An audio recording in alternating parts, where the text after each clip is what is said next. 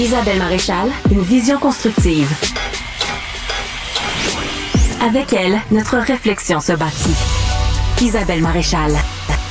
Vous écoutez Service à l'auto, une nouvelle affaire qu'on n'a pas tentée avec Antoine Joubert. Merci d'être là, Antoine. On a plein de questions. Oui. Les gens veulent te poser toutes sortes de questions par rapport à leur prochain achat automobile. Les gens magasinent. Entre autres, j'ai un auditeur ici, Nicolas, qui dit « Je veux un hybride. Quel est le meilleur entre CX-50 hybride, Kia Niro hybride ou Toyota Corolla Cross? » Il dit qu'il fait beaucoup de villes. Il veut un meilleur côté économie d'essence. Bon, c'est sûr que le CX-50 hybride chez Mazda, ça arrive en ce moment. C'est beaucoup plus gros, là. Donc, c'est un véhicule qui va forcément consommer un peu plus, qui est plus imposant. On n'est pas dans le même segment que le Corolla Cross hybride et que la Niro. Et moi, j'aime beaucoup le Corolla Cross hybride parce que, d'abord, c'est un 4 roues motrices. Et ça consomme, honnêtement, là, sous les 5 litres au 100. C'est un peu lugubre à l'intérieur comme environnement. Ah, on aime moins ça. La Niro, disons qu'on a un habitacle plus clair, mais c'est une traction. On est un petit peu moins installé haut. Donc, le Corolla Cross, c'est vraiment un format VUS un petit peu plus. Donc, la position de conduite est intéressante.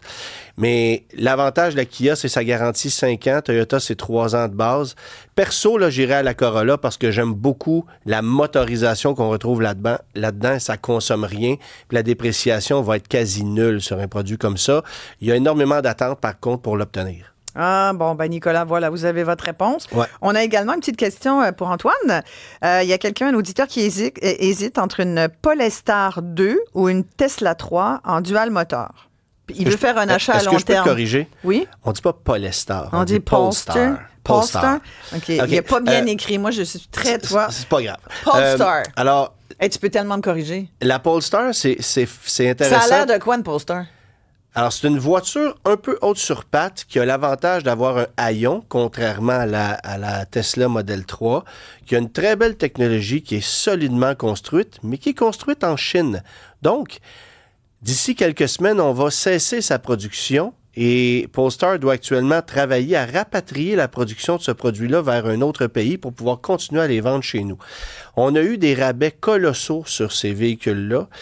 Et le seul truc qui m'inquiète, c'est qu'il y a des fluctuations de prix sérieuses en matière de dépréciation, considérant que Polestar a fait, dans certaines situations, du dumping. Donc, c'est un... Mais Polestar, c'est une compagnie... En fait, c'est Volvo. C'est littéralement Volvo. Une Volvo. Parce que là, les nouveaux tarifs, là, les tarifs de 100% sur les voitures électriques qui viennent au Canada, c'est au 1er octobre. Sur les véhicules chinois. Sur les véhicules chinois produits après le 1er octobre. OK. Donc, ce qu'il y a en ce moment, il n'y a pas de problème. Ça les concerne pas. Ça les concerne pas, mais il faut savoir aussi qu'on a des Tesla Model 3 fabriqués en Chine, chez nous. C'est ce que j'allais dire. Qui vont être rapatriés. Donc, la production va être rapatriée aux États-Unis. Écoute. Fait que là, tu dirais quoi?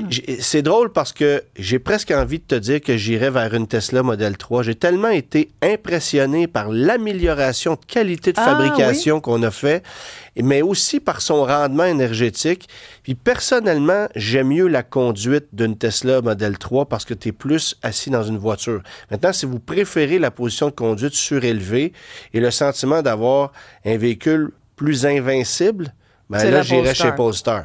Martin de Bromont, il précise, est-ce vrai que toute la gamme de Hyundai sera redessinée pour 2025-2026, dont le nouveau Ioniq 9? Oui, bien, c'est-à-dire qu'il y a beaucoup de nouveautés qui s'en viennent chez Hyundai, chez Kia également. Ioniq 9, là, essentiellement, ça va être ce qu'on connaît chez Kia en ce moment, qui est le EV9. Alors, son nom n'est même pas encore confirmé. On soupçonne que ça pourrait être Ioniq 9, sinon Ioniq 7. On va jouer là-dedans, mais ça sera un VUS 3 rangées de sièges équivalent à ce qu'on a du côté de chez Kia en ce moment avec le V9 qui connaît beaucoup de succès. Mais oui, beaucoup de modèles vont être renouvelés. Les Coréens se renouvellent plus rapidement que la moyenne d'ailleurs, mais à fond dans l'électrique. C'est vraiment une stratégie coréenne que de multiplier la disponibilité des modèles électriques par rapport aux Japonais. Écoute, on a plein d'autres questions. On refera ça. Je pense que nos auditeurs aiment beaucoup ça. Je te laisse aller.